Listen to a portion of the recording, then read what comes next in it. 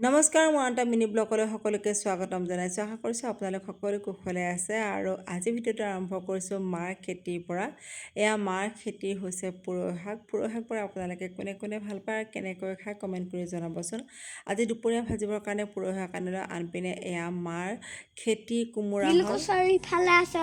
কোমোৰা বহুত বেছি লাগিছিলে, মাজতে জালি কোমোৰা বহুকেইটা খালোঁ, কিন্তু বৰষুণ দিয়াৰ কাৰণে কোমোৰা চাংখন ভাঙি গ'ল। আনপিনে এয়া হৈছে ঘৰৰ মধুৰিআম, বহুত বেছি সোৱাদ হয় আৰু এয়া হৈছে মাৰ খেতিৰ ৰঙালাও। ভাদ মাহ বুলি ক'লে ৰবাব টেঙাটো মেইন হয় আৰু আজি দুপৰীয়া ৰবাব টেঙা কাটি পেলাই খালোঁ, বহুত বেছি সোৱাদ আছিলে। এয়া আছিলে মাৰ হাতেৰে বনোৱা মাৰ খেতিৰ পাচলিৰে বিশেষ এসাঁজ।